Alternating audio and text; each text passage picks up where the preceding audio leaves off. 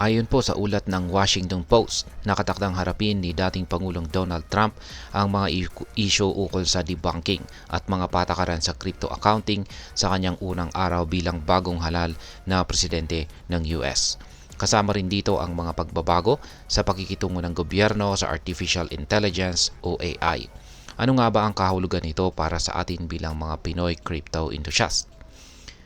Yan po ang siyang ating aalamin sa video na ito, pero bago po tayo magpatuloy ay nais ko lamang po munang bigyang linaw ang aking disclaimer kung saan ang nilalaman po ng video na ito ay hindi po ito isang financial advice. For education and information purposes lamang po ang layunin nito. Ayan, umpisan po natin sa kung ano po ang ibig sabihin ng debunking at paano po ito makakaepekto sa cryptocurrency. Sa madaling salita, ang debunking ay tumutukoy po ito sa sitwasyon kung saan ang isang tao o kumpanya ay nawawalan ng access sa kanilang bank accounts o financial services. Para po sa crypto traders, malaking problema ito dahil karamihan po sa mga transactions ay nangangailangan po ng tulong ng mga bangko upang ma-convert ang digital assets sa fiat money tulad po ng piso o dollar. Ayon po sa ulat ni David Sachs. Yan, si David Sachs, siya po ang crypto at saka AI czar ni Trump.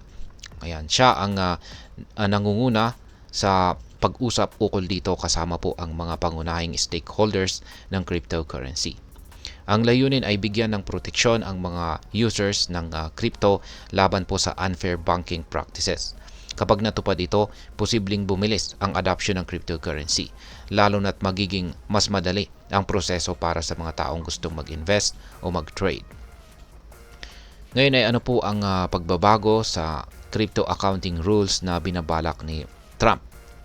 Isa sa mga balak na baguhin ni Trump ay ang isang accounting policy na nag-aatas sa mga bangko na ituring ang digital assets bilang liabilities o utang.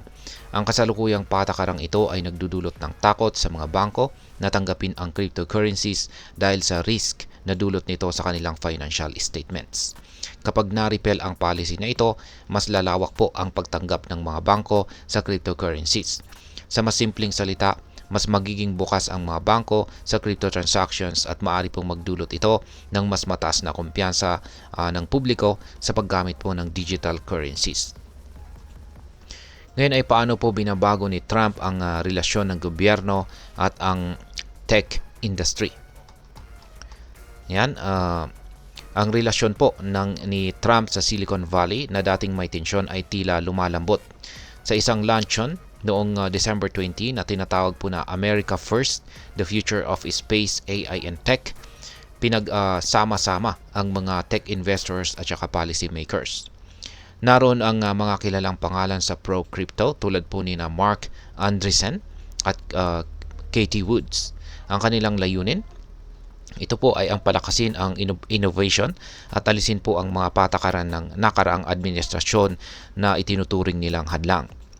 Sa event na ito ay pinag-usapan ang pagbawi sa mga patakaran ni Biden ukol po sa AI, particular po ang mga equity-focused na direktiba nito.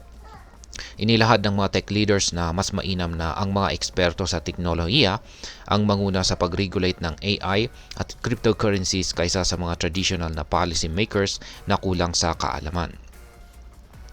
Ngayon ay ano naman po ang kahalagan ng crypto ball sa inauguration ni Trump? Yan, sa unang pagkakataon sa kasaysayan ay magkakaroon po ng tinatawag na crypto ball bilang bahagi ng inauguration festivities ni Trump. Ang event na ito ay itinataguyod ng Coinbase at saka MicroStrategy, mga kilalang kumpanya sa larangan ng cryptocurrency. Bagamat hindi inaasahan ang personal na pagdalo ni Trump, ang crypto ball ay nagpapakita ng malaking suporta ng administrasyon sa crypto industry. Ang eksklusibong pagtitipon na ito or event ay mayroong VIP tickets na nagkakalaga po ng $100,000 bawat isa. Kaya ang mahal. Para naman sa mga nais ng premium experience, may package na nagkakalaga naman ng $1 million. Yan, ang tindi po niyan, ang tindi po ng presyo.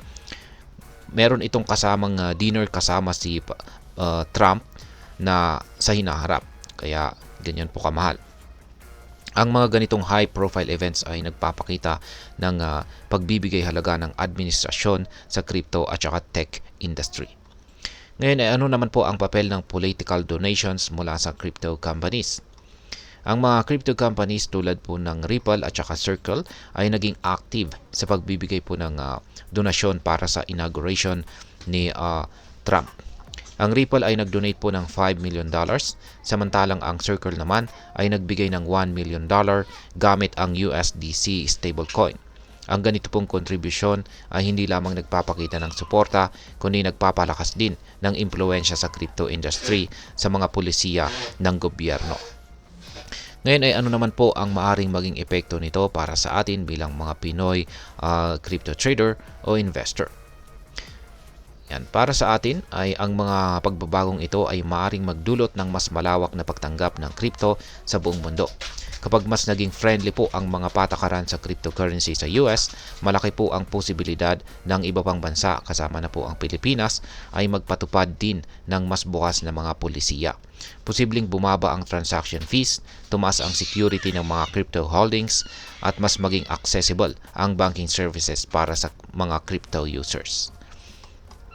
Ngayon ay ano naman po ang aking masasabi tungkol dito? Ang mga hakbang na ito ni Trump ay nagpapakita ng pagkilala sa lumalaking papel ng cryptocurrency at AI dito sa modernong ekonomiya. Bagamat may mga criticisms, hindi po maitatanggi na ang ganitong mga pagbabago ay maaring magdala ng mas maraming oportunidad sa crypto industry. Kaya mahalagang maging updated tayo sa mga ganitong balita at maghanda para sa mga posibleng pagbabago sa market. Sa uli, ang pagiging maalam at maagap ay ang susi sa tagumpay sa mabilis na nagbabagong mundo ng cryptocurrencies. At ayan, hanggang dito na lamang po tayo sa video na ito mga ka-crypto. Sana po ay inyong nagustuhan ang aking paliwanag sa video na ito. Kung inyo po itong nagustuhan, pakiclick lamang po ang like button nito. Marami pong salamat sa panonood, ingat po tayo lagi at God bless po sa ating lahat.